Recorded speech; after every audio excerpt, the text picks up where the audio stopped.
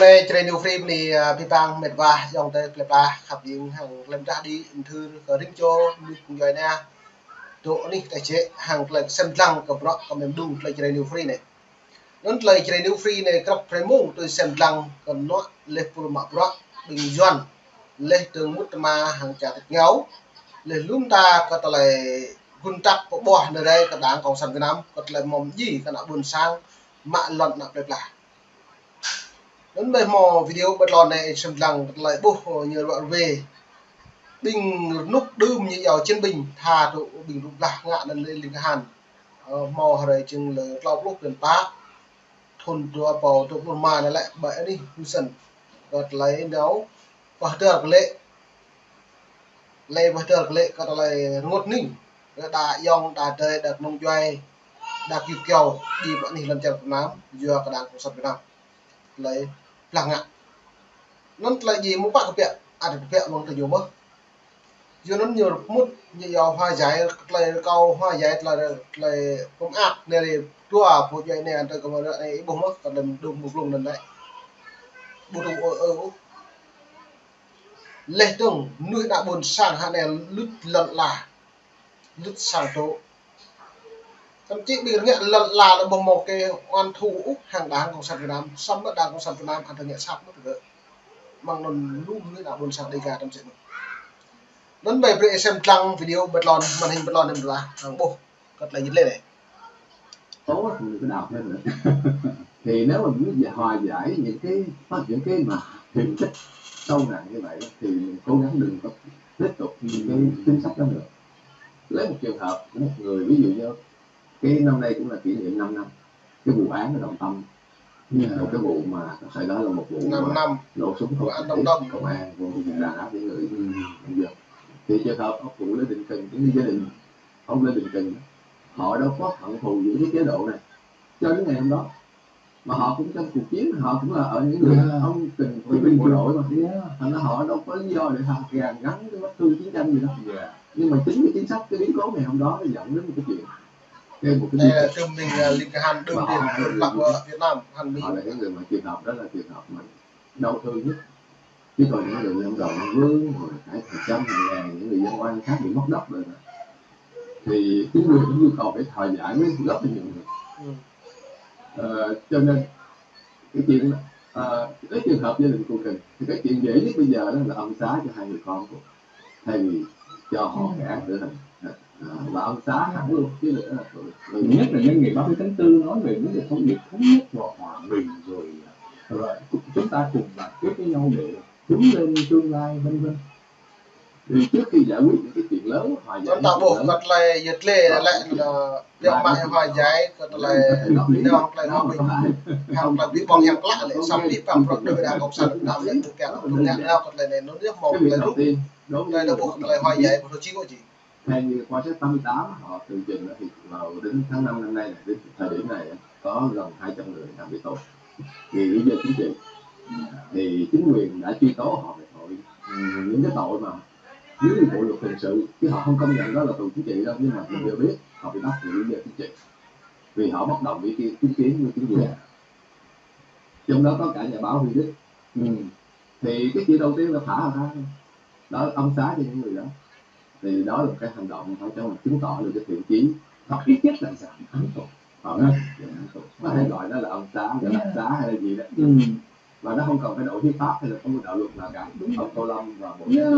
đấy là làm cái quyết định. Cái chuyện thứ nhì nó cũng không có gì khó. Bây giờ những người mà nạn nhân trong 50 năm vừa rồi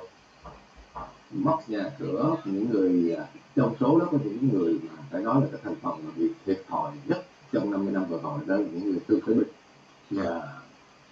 Thương binh bộ đội họ cũng không sướng gì đâu, đúng ít nhất họ có cái quyền lợi căn bản về xã hội, con cái họ được đi học vì có lý lịch tốt. Giờ nó lại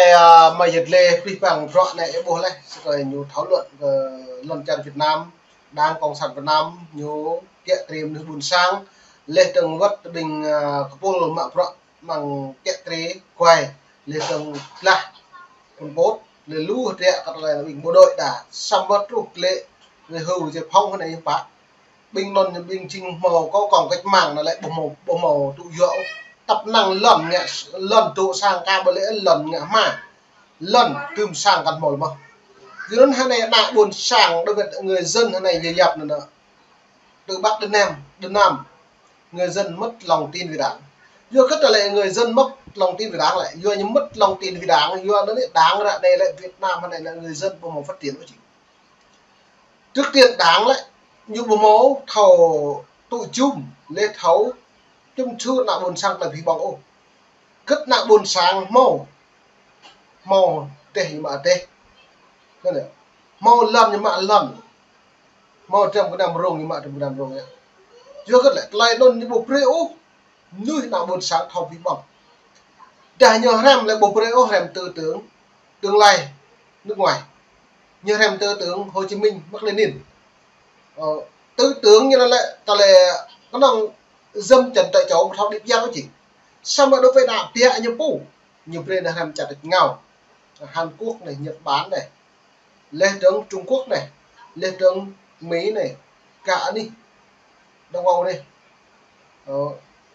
như bên hàng tôi là bình nuôi bình trùm mà như là giàu nuôi bọn dân thường là lại bộ về thử nào học lại đảo biết bên nào bia như công chức nhà nước như vậy như là ham cha rằng nên được làm cái dấu lên tướng là tôi mà trắng lên nó mạ bọ suốt sang răng sầm cái lệ bằng nước ngoài lại được lệ cái sự này vẫn nhiều Việt Nam lại rất nhiều tiến sĩ như thế ngành tiến sĩ là ngành tiến rồi là bằng giám đốc này giám đốc tí hết như từ giữa các những cái đó nhiều cái đồng viện đội nó viện mại nèo vậy cha rằng nó mò bằng cấp như là đèo sang ra cứ ở bên nào viện nhiều sầm cái lệ sang lại nhiều chi nhập bằng cấp được lại là tiến sĩ đại học đây thì hiểu to tiếng Anh mà chú cất lại đoạn về hàng lại thôi xây dựng này là trầm cái nằm lung đại còn là như thế do cái này do đã vi phạm của hạt địa lại đối với đảng cộng sản Việt Nam đã bổ lại như dập tra truyền con nói lần cha Việt Nam lúc nửa cười xăm như bông mồi do bình nửa cười như do bình co ly bình thao tham a là bình quại này nhậu nhẹt là ma túy này trộm cắp này bình nói như vậy với bình nuôi mò tham a bình nuôi một lấy mình như bây giờ từ đây như do bình một lấy mình thao như cái buồn sang hết ba nhiều hụi trong một đặc bằng xa lại lâu đây là buồn sang ô cả kéo lùi cái nó buộc như mà mạng bình cầu ly á bình một thao làm art luôn bình một màu bằng cấp giá như đường này bằng lại giá mà bằng tiến sĩ giá mà bằng đại học giá mà biết bằng giá sẽ được mà nó gì do nó chẳng thấy nhau mấy như ngạ mà giá nữa cái nào nước con đã buồn sang hết thầm màu trình độ một công chức nhà nước như tùy ngạ bằng giá này biết bằng giá sẽ được nên vậy nó này về đây mượn lại video một lần đấy hàng lấy chun hàng lấy dần này nó là hoa dài nó bục lên một màu lấy tôi ô trình đang còn sàn đấy hàng tới bên của Hòa Việt Nam thì không được biết tốt nhưng chính vì vậy mà họ không được đi Mỹ rồi và con cái họ thì lý lịch cũng tốt cho nên trong cái thế này trong thập niên 80 và 90 họ lúc mà đất nước mà đổi mới họ không có dịp không được đi học cho nên họ không có dịp họ nắm được cái cơ hội để tiến thân cùng với mọi người. Bây giờ những người con á cũng đã ở tuổi 50, 60 không có thể sửa được cái quá khứ. Giờ đến đời cháu thì những đứa cháu mà nó bị thiệt thòi như vậy đó, chính quyền nó hay cho tụi nó học bổng tổng cộng dựa đến hàng này lại tạo bộ đảng cộng sản Việt Nam như kỳ thị trùm chiến bình thầy Ngụy đi trùm liên quan như chiến bình thầy Ngụy để lại là Ukraine bẹt là thêm hạng của họ làm hạng